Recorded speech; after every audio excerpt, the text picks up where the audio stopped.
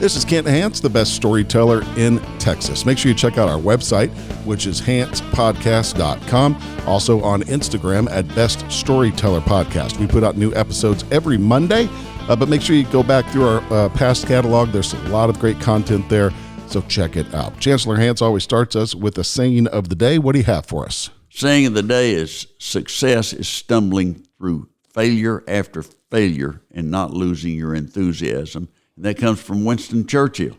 You got to have failure, but don't lose your enthusiasm.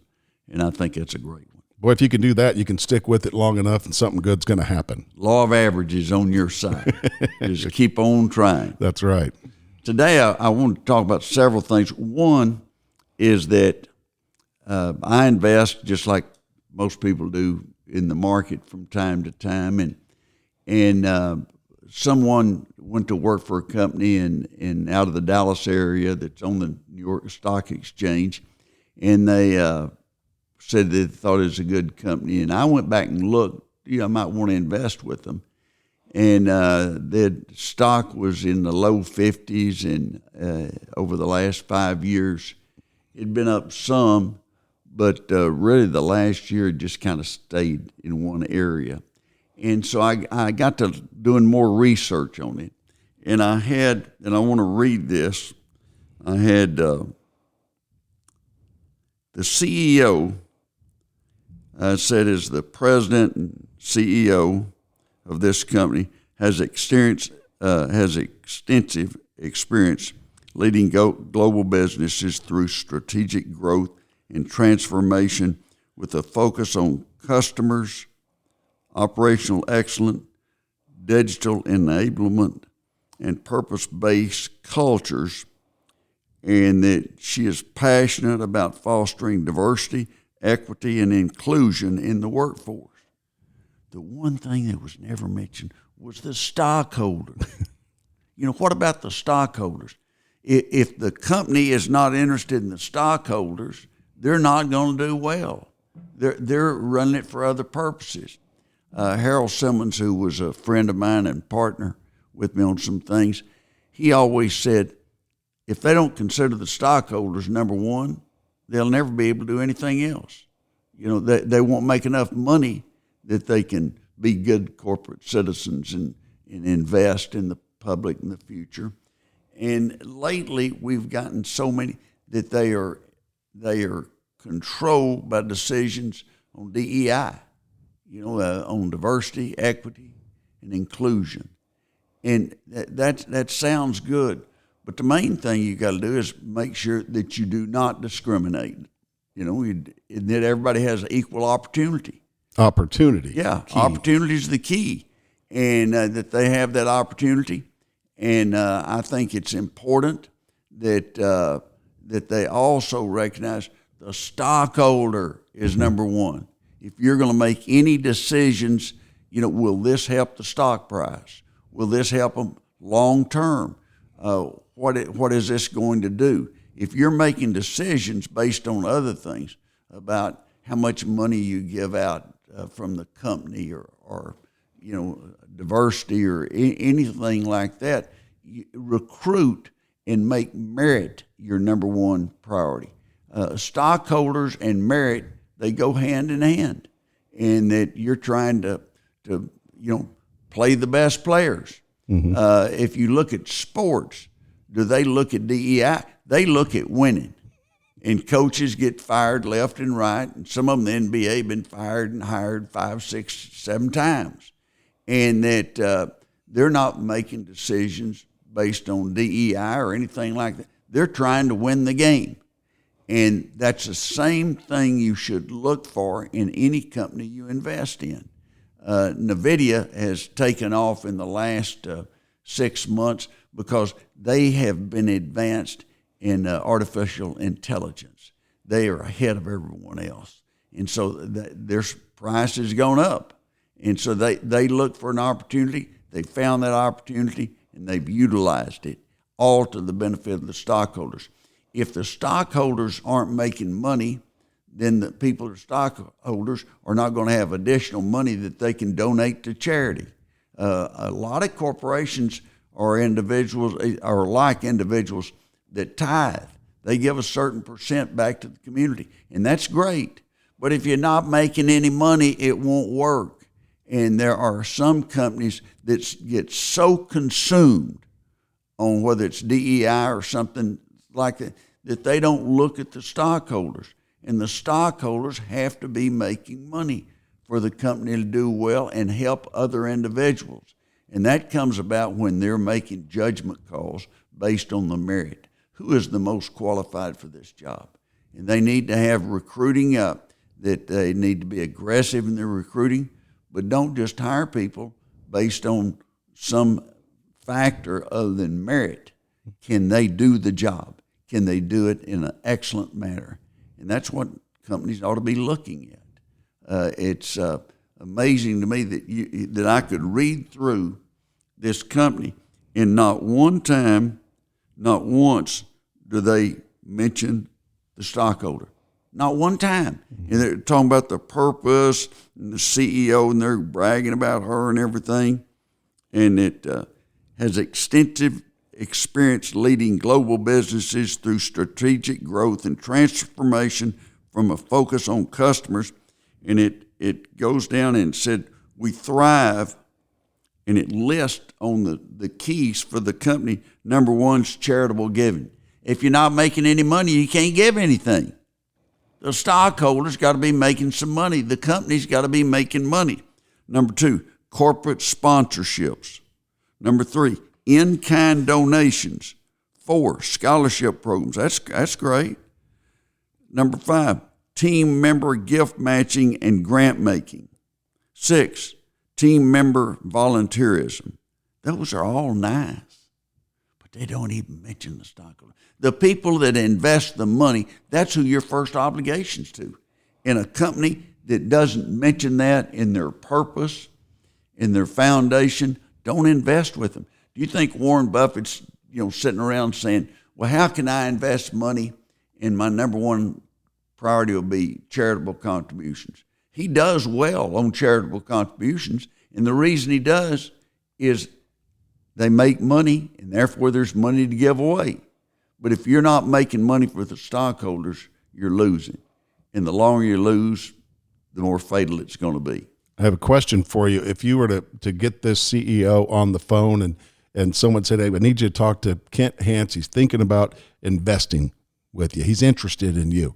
What do you think she'd say on the phone to you about her company and how they do business? Do you think it would be the same as what's written there, or would she tell you something else? I think it'd be the same as written there. Do you really? Yeah. This person, she's dedicated with that image, and she's not going to give you a different story.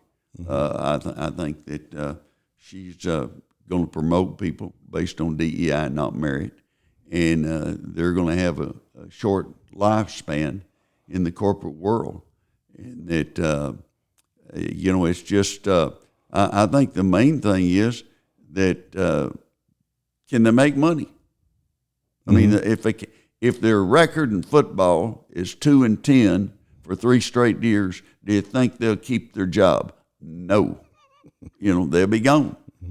And if you're a company and you can't make any money and you lose money every year, I don't care who writes a good article about you. If you lose money, you're going downhill. What'd your old teacher say? Well, my Miss Littlepage said you got money going in, you got money coming out. If more comes out than goes in, you're going broke.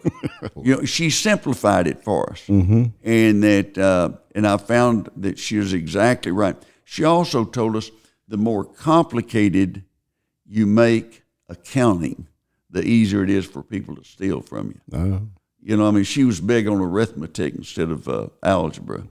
She wanted you to be able to add and subtract and see what you're making. And but I think she summed it up pretty well. And the key on the DEI, make sure you people don't discriminate. The key is opportunity. Opportunity. Right? They give everybody the same opportunity, and whoever performs, they're going to get moved up. And that's the key. But if you have a company and the purpose of the company, it never mentions the stockholder. I was amazed as I read that about the company. They never mentioned the stockholder. Talked about everything you can imagine, but stockholder, no, we don't want to get into that. Is it safe to say that you won't be investing your money? I will not go with that company under any conditions, because I know that they don't care about the stockholder. They don't even mention them. Yeah, not mention a fair and equitable return on their investment. It was something like that. A company that makes money so it can give to charity some. Mm-hmm. In an effort to provide worth or benefit to our stockholders, this is what we believe in. Yeah. Even that would make you happy to read. But as you read through that, and they're talking about stockholders, they're not. That's what I say. They're talking about stockholders. They're not. Mm-hmm. They don't mention them.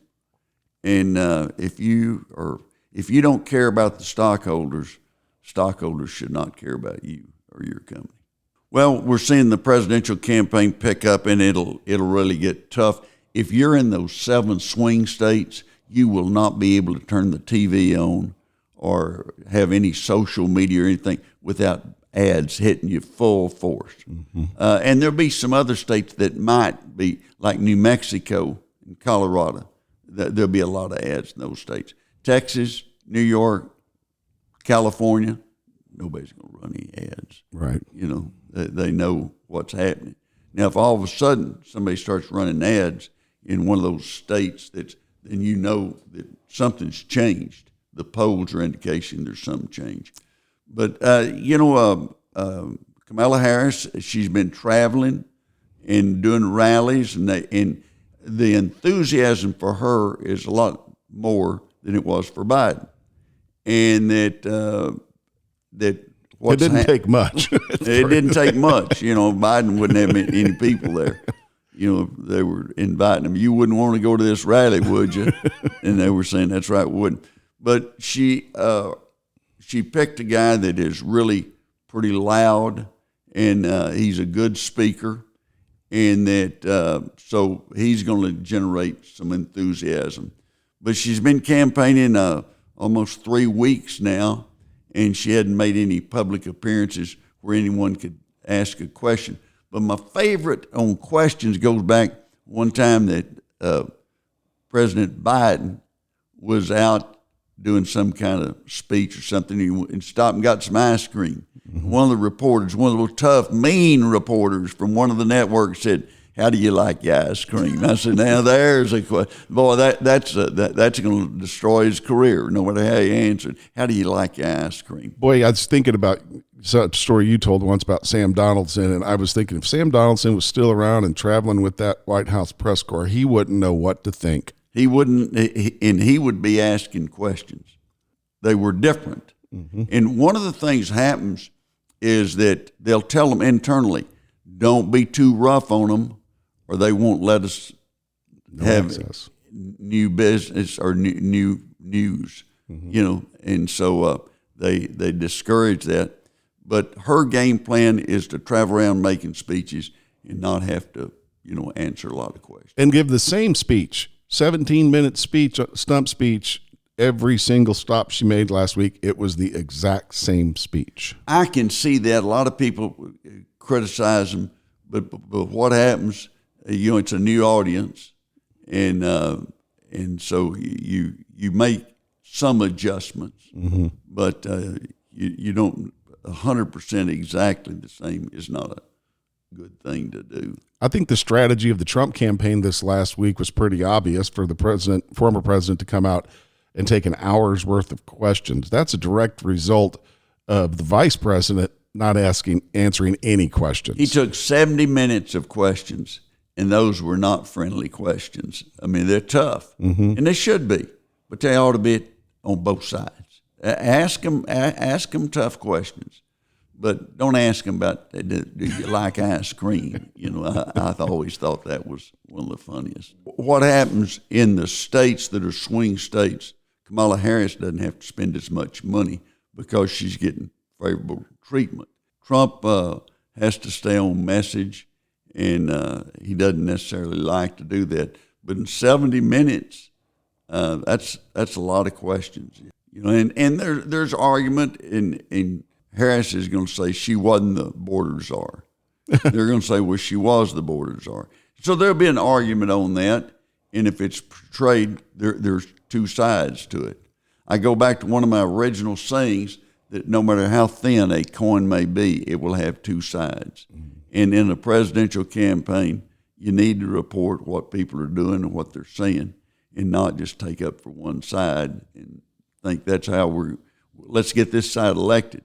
That's what Pravda does in Russia, and it's what has happened to the press in Venezuela. If you stick to the issues, what are the 2 or 3 biggest issues in this campaign? I think the biggest issue is the border crisis. We lost control of the border. You've had 11 million people come in. And part of that issue is there's a push that's starting, and it won't be accomplished overnight, to let those people vote, thinking that those are going to be Democrat voters. And they might surprise them and not be over a period of time. So, who says, but they shouldn't be allowed to vote. Someone that broke the law to come in shouldn't get the benefits of a citizen. So the lack of border control and just open borders, that's a huge issue.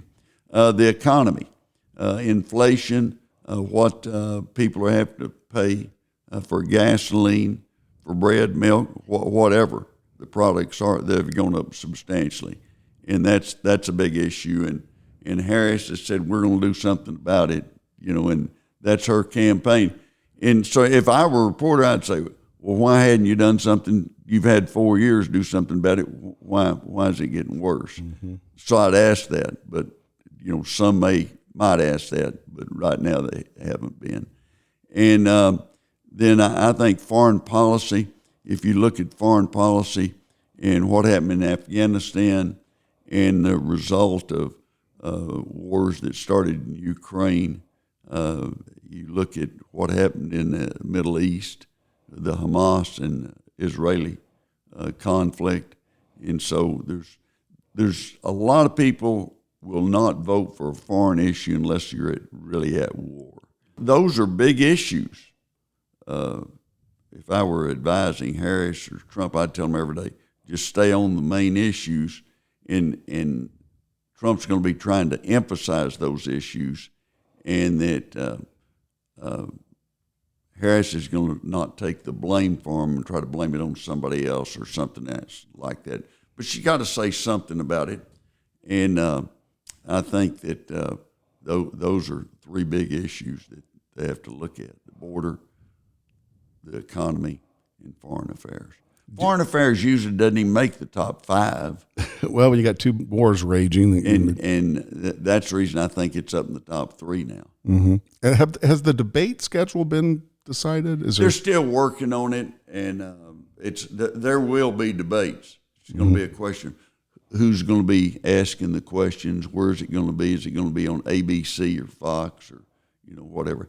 I thought the last one, CNN, was pretty fair. They asked tough questions of Biden and Trump. Sandy, one of my favorite stories that came out of the Olympics is that Nigeria, they had an Olympic cyclist, and she got selected late, and she got there but didn't have a bicycle.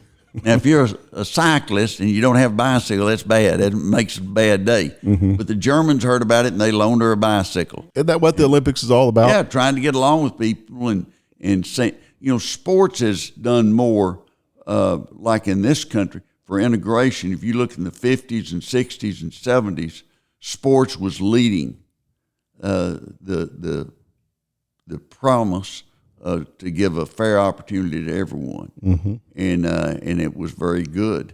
And so I think that the Olympics. Another thing, the Olympics, Seth Curry hit 4 threes in a period of 2 or 3 minutes.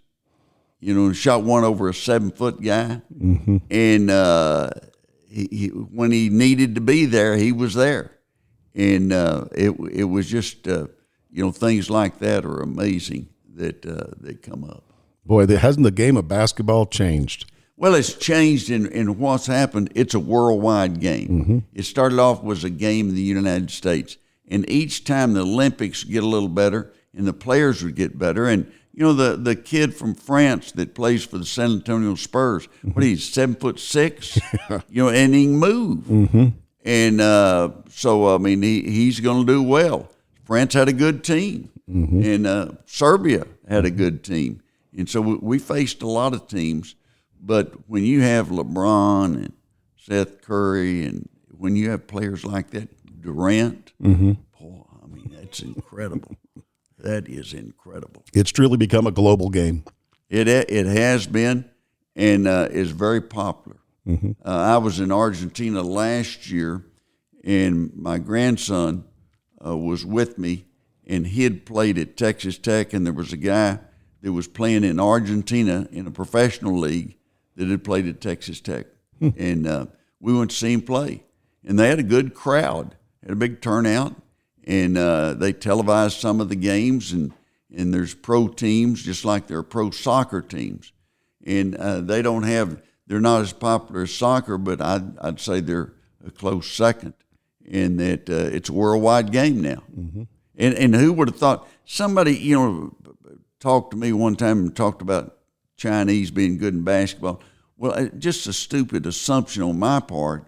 You know, I didn't stop and think that there was going to be somebody that's 7'4" or 7'2", and out of 1,400,000,000 people, you're going to find somebody that's going to be 7'4". It's just like in high school football. Allen High School in north of Dallas, they didn't build another school, and they'd have 1,800 kids in the class. You know, that have 4,000, 5,000 in high school, top 2-3 grades. And if you have 5,000 kids between the ages of 15 and 18, you're going to find some football players in there. You know, just law of averages. And it's not like you have a six-man football. I always tell the story of six-man football. I saw Nazareth, Texas beat Spade, Texas one time. I believe it's 78-72, something like that. I mean, it's like a tennis match. It's back and forth and back and forth. And in six-man football, if you have one player that's got pretty good speed, you're king. They can't ever catch him. And so you got a long way to go. They have a kickoff of the high school football season is somewhere around Evant or up around Hamilton or and they'll have it's almost like 6 games of six-man football over 2 days, and you get in there and see them, and they play fast, and they have some good players. Probably the only player I remember coming out of six-man football that was really good was Jack Pardee, and he played at Christoval, and he played for A&M, and he didn't play much his freshman and sophomore years. And somebody asked Bear Bryant about it. He made all conferences junior and senior year, and they asked Bear Bryant about how he turned out so good. And he said it just took him a little while to get used to all the traffic. He was used to 6 on a team instead of 11 on the team, and but still made a great player. Chancellor, did you hear about this guy here in Texas that's in trouble for putting fireworks under toilet seats at car washes? Yeah, it was a place called Wash Tub. And you can buy these fireworks that are like little round balls and throw them on the floor and step on them, they pop pretty loud. Well, he put them under the toilet seat, so when the person sat down, they exploded. And I think he thought it was funny and everything.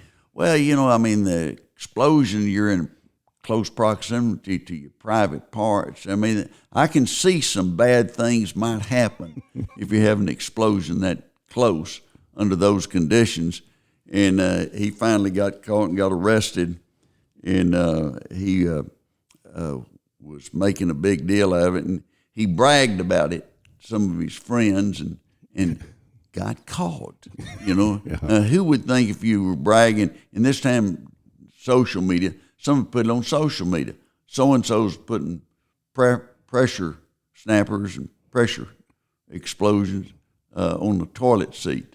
He'd put it just barely, and when you sat down, it'd blow up.